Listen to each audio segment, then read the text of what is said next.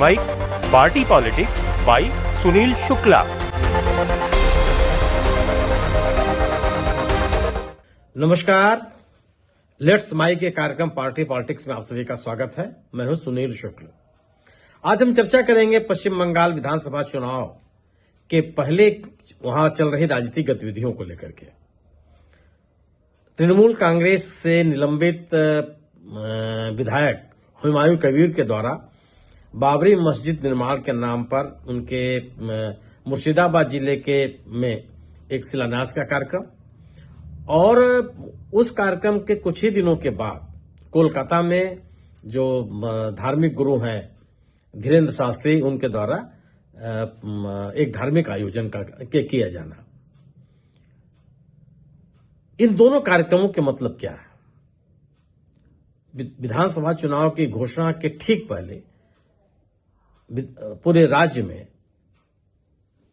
पश्चिम बंगाल विधानसभा चुनाव की घोषणा के ठीक पहले राज्य में जिस तरह के राजनीतिक घटनाक्रम चल रहे हैं, जिस तरह की गतिविधियां संचालित की जा रही हैं, उसके राजनीतिक मायने क्या है? सब कुछ अनायास है। लोग अपनी भावनाओं से प्रेरित होकर के इन आयोजनों को कर रहे हैं, या कोई न कोई इसके पीछे राजनीतिक मकसद है, और इन कार्यक्रमों का राजनीतिक असर पड़ना ही पड़ना है। क्या इन दोनों ही आयोजनों को बढ़ावा देने में भारतीय जनता पार्टी की कोई भूमिका है? क्या इन दोनों आयोजनों से राजनीतिक लाभ भारतीय जनता पार्टी को मिलता हुआ दिख रहा है, या कोई लाभ नहीं मिलने वाला है? इन गतिविधियों से, इन दोनों ही आयोजनों से सत्तारूढ़ तृणमूल कांग्रेस और जो विपक्ष के दो प्रमुख दल हैं, वामपंथी दल और कांग्रेस, इनका कोई राजनीतिक नुकसान होना है या कोई राजनीतिक फायदा होना है? बड़ा सवाल यह है कि बाबरी मस्जिद के नाम पर एक जो निर्माण कार्य मुर्शिदाबाद में शुरू किया गया, जिसकी आधारशिला रखी गई, वह कितना जायज है? तृणमूल कांग्रेस ने इससे अपनी दूरी क्यों बनाई? तृणमूल कांग्रेस की सरकार ने यह होने क्यों दिया? क्या तृणमूल कांग्रेस को इस आयोजन से कोई राजनीतिक नुकसान होने वाला है, या वह भी उससे भी कोई राजनीतिक लाभ मिलेगा?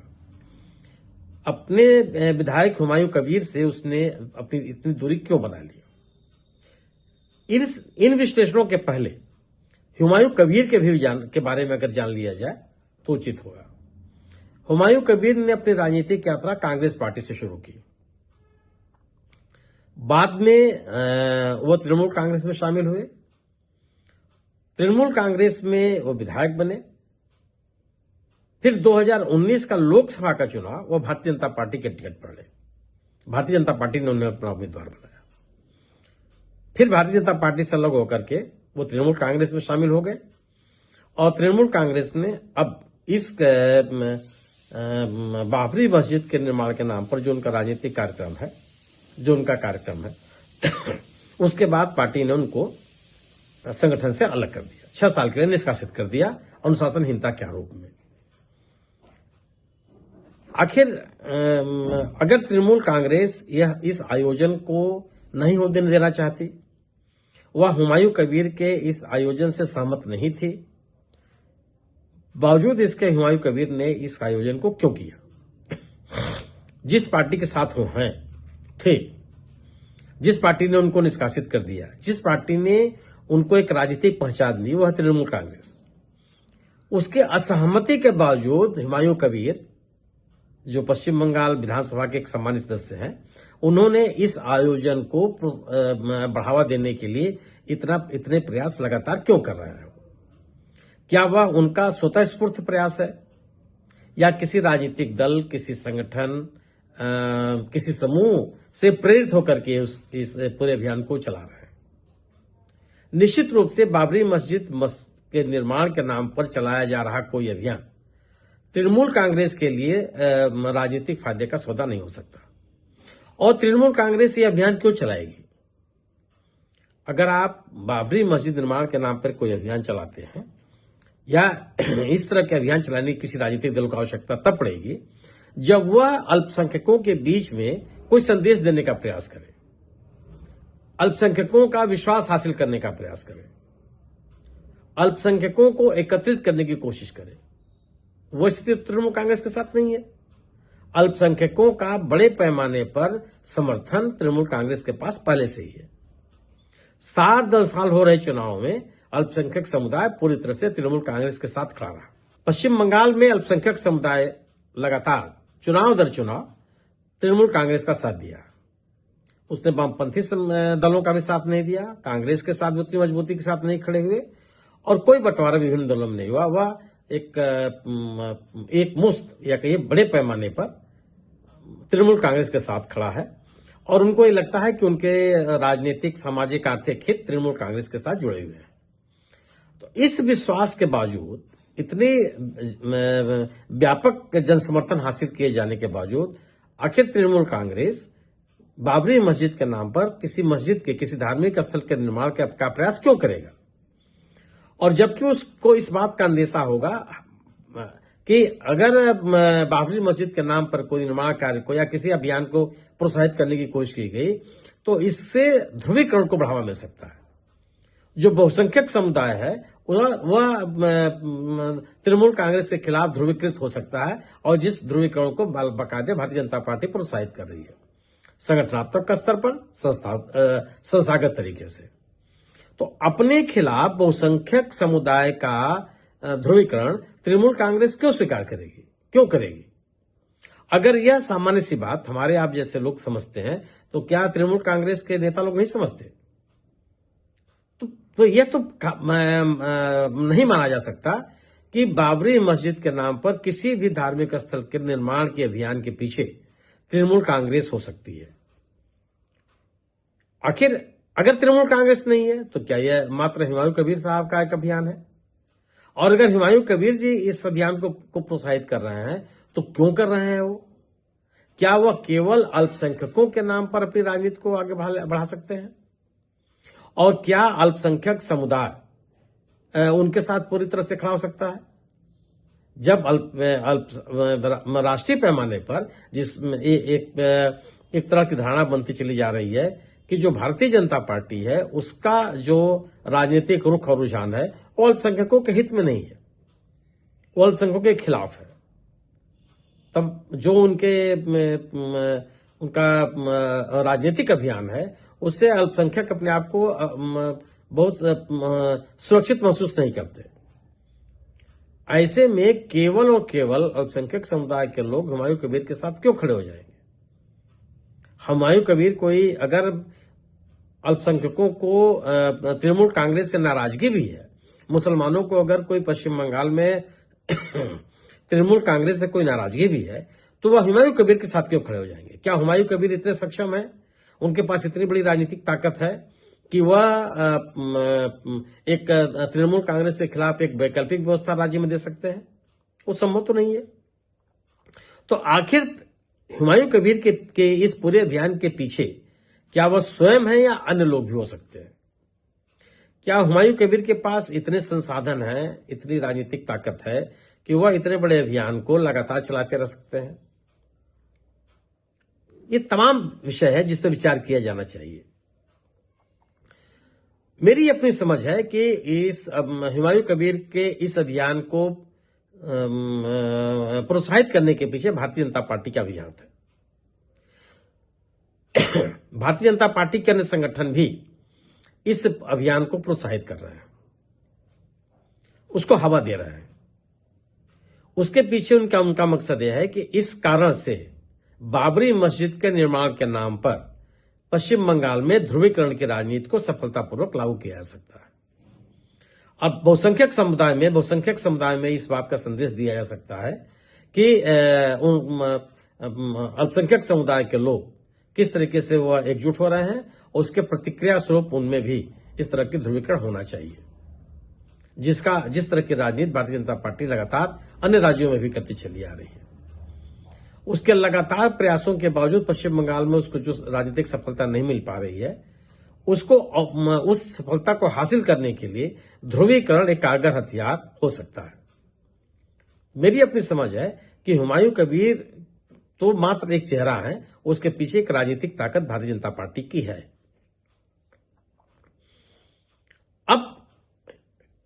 हुमायूं कबीर के इस मुर्शिदाबाद के इस कार्यक्रम के बाद धर्म प्रचारक धीरेन्द्र शास्त्री का प्रवेश होता है और उन्होंने कोलकाता के पास बड़े पैमाने पर एक धार्मिक कार्यक्रम का धीरेन्द्र शास्त्री का पश्चिम बंगाल के में प्रवेश होता है और उन्होंने कोलकाता के पास एक बड़े पैमाने पर एक राजनीतिक एक धार्मिक कार्यक्रम का आयोजन किया जिससे बड़ी संख्या में लोगों ने भागीदारी की।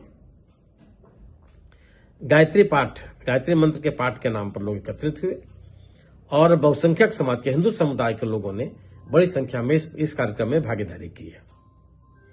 ये दोनों कार्यक्रमों के एक के बाद दूसरे कार्यक्रम के आयोजन के पीछे ये मात्र संयोग है या इसके पीछे राजनीतिक उद्देश्य भी है।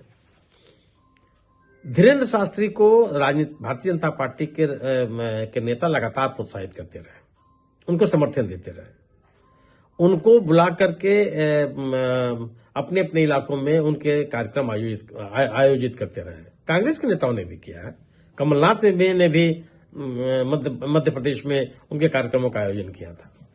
लेकिन जो समर्थन जिस तरीके की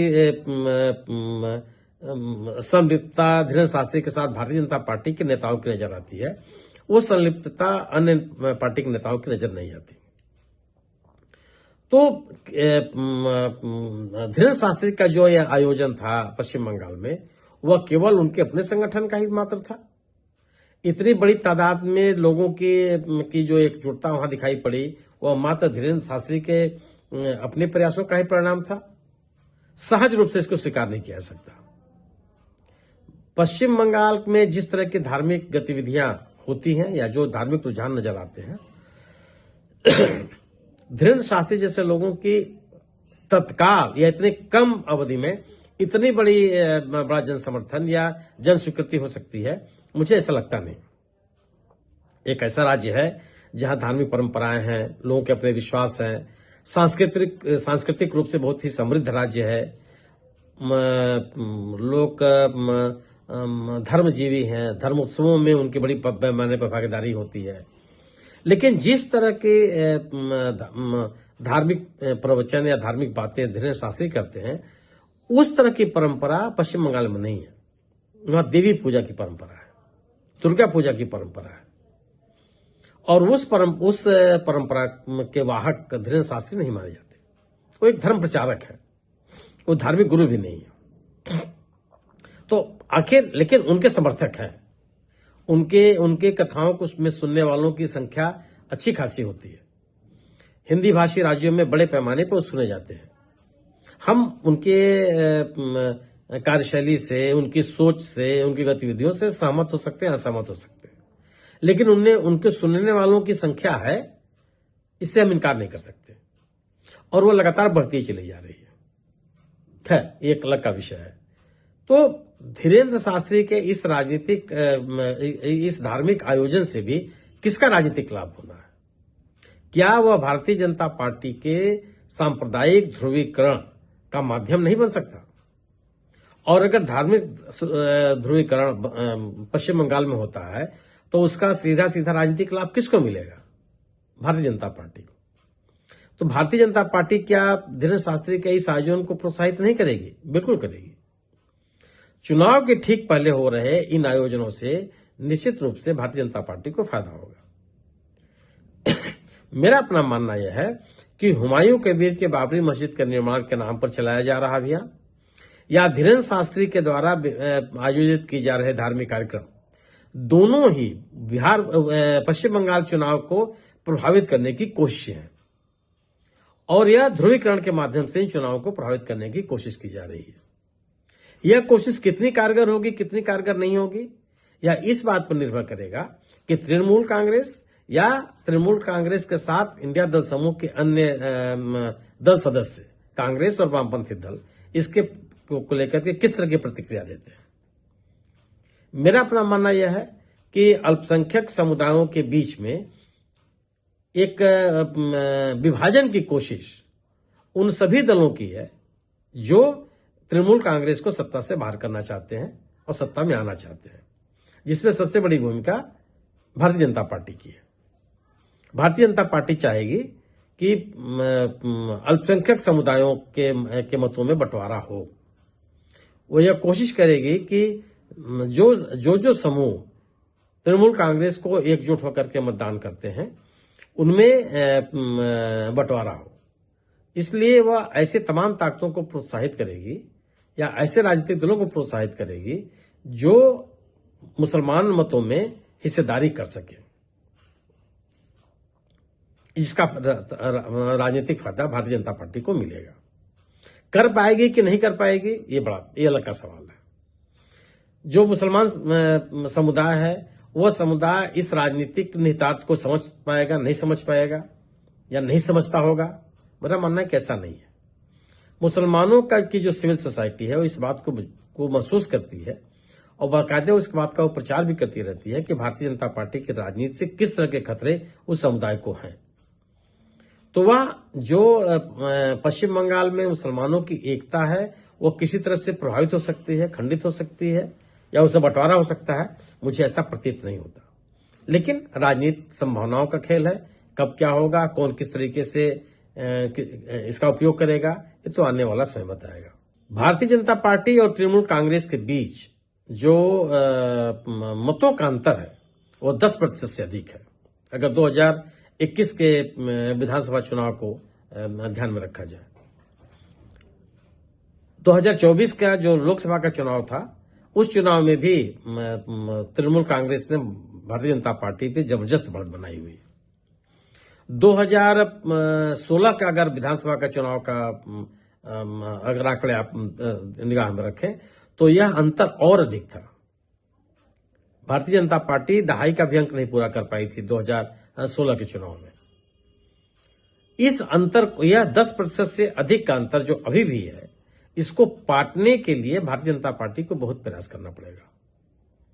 कम से कम जो समुदाय अभी भी तृणमूल कांग्रेस को वोट दे रहा है उसकी प्रतिबद्धता तृणमूल कांग्रेस के साथ है, उसका समर्थन तृणमूल कांग्रेस के साथ है, उसमें बंटवारे की कोशिश भारतीय जनता पार्टी को करनी पड़ेगी। उसमें हिस्सेदारी अपनी हिस्सेदारी बढ़ाने की कोशिश भारतीय जनता पार्टी को करनी पड़ेगी। जो हिंदू समुदाय है पश्चिम बंगाल का, वह तृणमूल कांग्रेस को छोड़कर के भारतीय जनता पार्टी के साथ खड़ा हो जाएगा। यह कोशिश भारतीय जनता पार्टी लगातार करती चली आ रही है। कितना सफल हो पाएगी इस चुनाव में, ये तो आने वाला समय बताएगा। लेकिन यह जरूर है कि उत्तर भारत के वो लोग जो पश्चिम बंगाल में जाके बसे हुए हैं, विभिन्न गतिविधियों में, व्यापार में, नौकरी पेशा में, प्रौद्योगिकी के क्षेत्र में, स्वयंसेवी संस्थाओं के संचालन में वहां सक्रिय हैं, उनमें एक बड़ा समूह है जो भारतीय जनता पार्टी के समर्थन में खड़ा हुआ है। वो तृणमूल कांग्रेस की राजनीति से असहमत है। उसका आरोप है कि तृणमूल कांग्रेस की सरकार अल्पसंख्यक मुसलमानों के साथ के हितों के संरक्षण का ज्यादा संरक्षण करती है और वह बहुसंख्यक समुदाय के हितों की अवहेलना करती है, आरोप लगाते हैं। इस तरह की शिकायतें उनके मन में हैं और वो इन्हीं शिकायतों के आधार पर भारतीय जनता पार्टी के साथ खड़े हैं। लेकिन चुनाव के दौरान वह इतनी बड़ी संख्या में तृणमूल कांग्रेस का साथ छोड़ देंगे या जो परंपरागत मतदाता, हिंदू मतदाता तृणमूल कांग्रेस के साथ है, उनको वह भारतीय जनता पार्टी की तरफ आकर्षित कर पाएंगे, यह एक बड़ा सवाल है।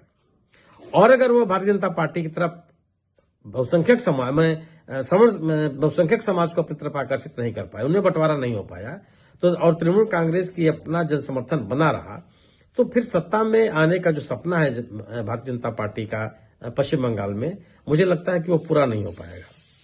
तो भारतीय जनता पार्टी न केवल बहुसंख्यक समाज में, हिंदू समुदाय में अपना जन समर्थन बढ़ाने के प्रयास में लगी हुई है, बल्कि यह भी कोशिश कर रही है कि जो मुसलमानों का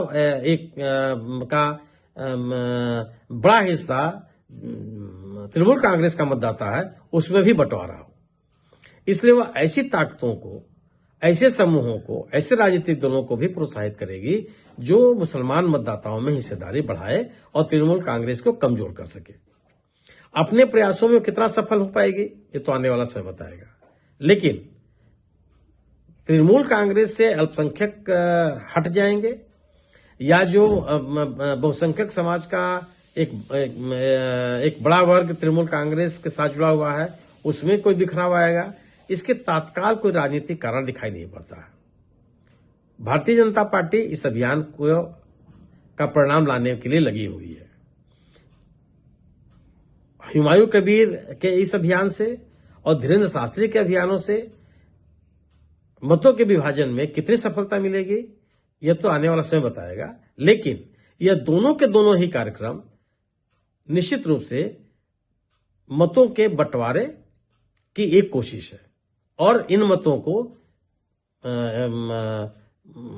तृणमूल कांग्रेस से अलग करने, तृणमूल कांग्रेस को कमजोर करने और बहुसंख्यक समाज में भारतीय जनता पार्टी की उपस्थिति या जन समर्थन बढ़ाने की कोशिश ही नजर आती है।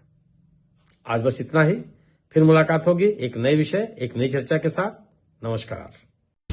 आप सुन रहे थे let's mind more than radio.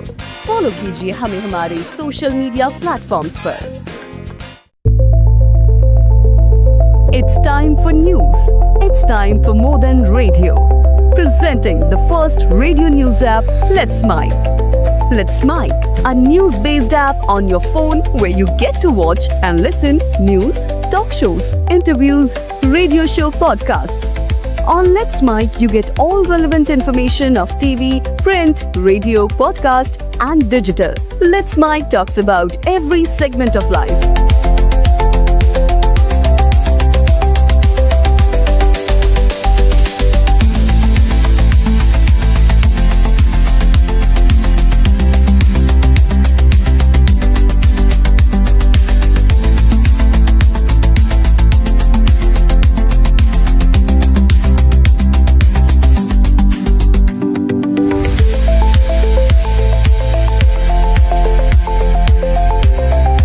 Download the app now from Play Store. Available both on Android and iOS mobile phones. Follow us on YouTube, Instagram, Twitter, LinkedIn, Facebook, Telegram, WhatsApp, Snapchat. Let's talk, let's connect, and let's mic.